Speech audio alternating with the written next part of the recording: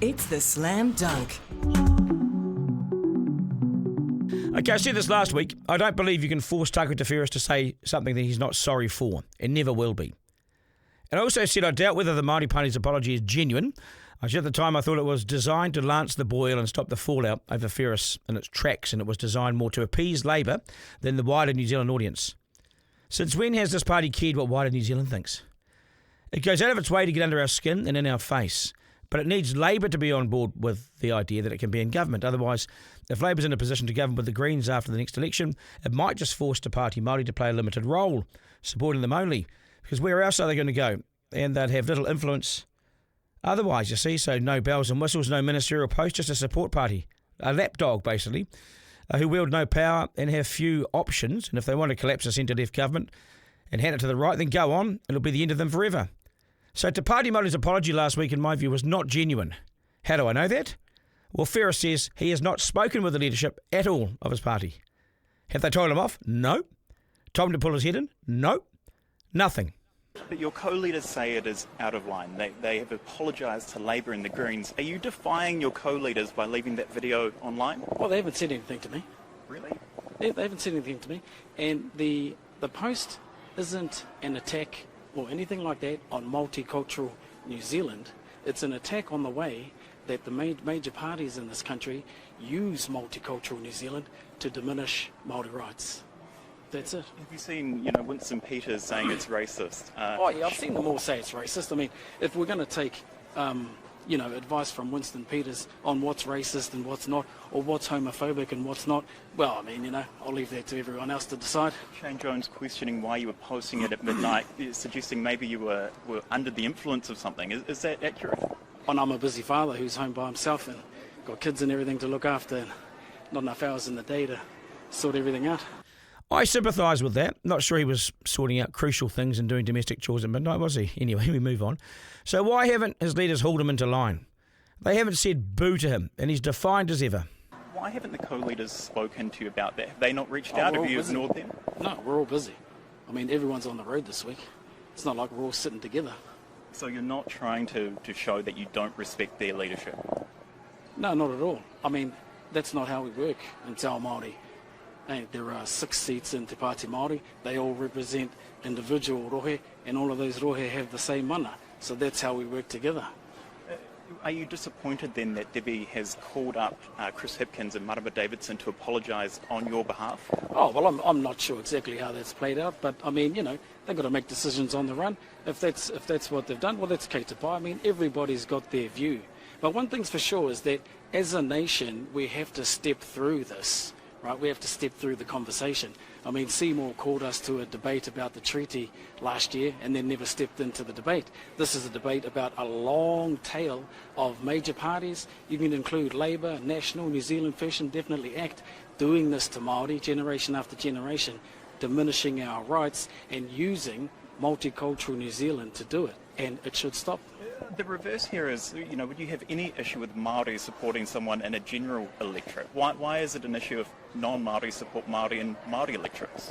Well, Māori electorates are specifically for the Māori voice. If you go back in history how the seats come around, and today, even more so today, they're the only independent Māori voice, and it has the capacity to represent Te Tiriti o Waitangi, He whakaputanga o te rangatiratanga, and the rights of Māori independently. Now that's a very unique thing versus a general roll seat. And, like I say, we've got a lot of learning to do, and the discussion, although it might have opened up in this sort of fashion with people obscuring its intent, that's fine, because we have to have the discussion as a nation and move it forward. So rather than removing the post and being sorry, Ferris is now saying it's a conversation starter about the role Māori play in society and how it's been limited and how they've been shut out by the coloniser and immigrants working on their behalf, or working on behalf of the coloniser. Come on. I'm calling out Labour's use of multicultural New Zealand to diminish Māori rights. But do you accept that both their actual candidates, I guess, involved, Penny and Georgie, are Māori? Yes, but you see, I've got nothing to say about Georgia. That's besides the point. That's a step further out.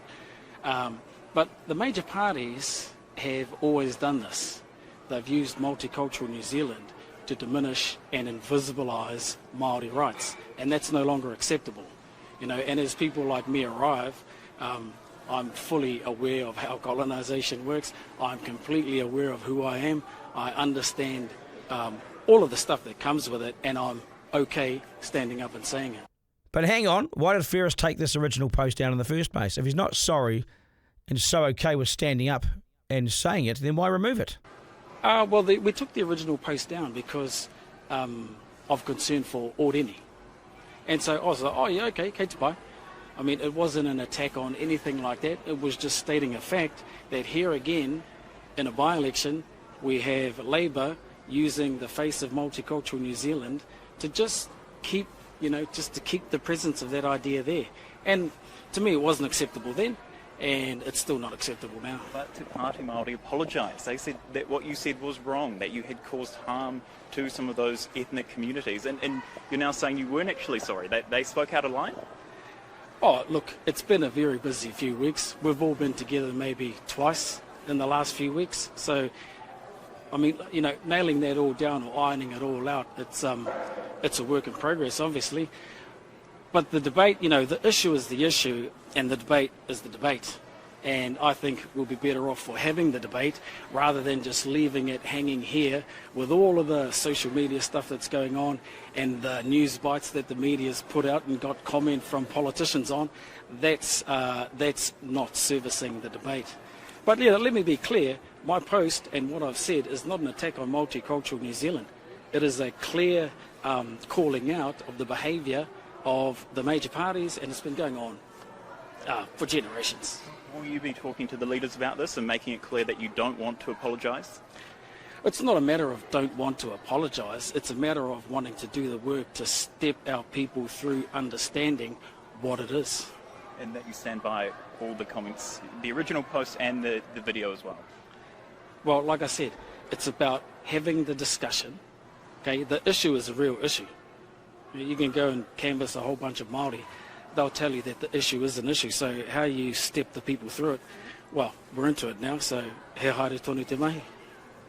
Thanks. Ferris is openly challenging his leadership now, in my view.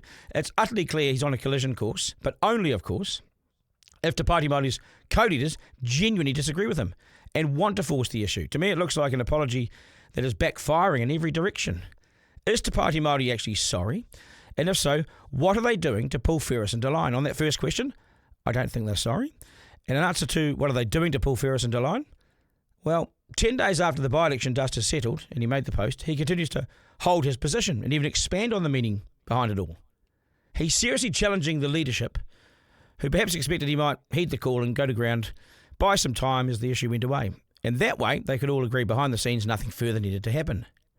But Ferris hasn't read the room or the tea leaves, and now he's making this a problem for his co-leaders, who he's making look weak, ineffective, and they're being ignored by Ferris, who's goading them to make a move.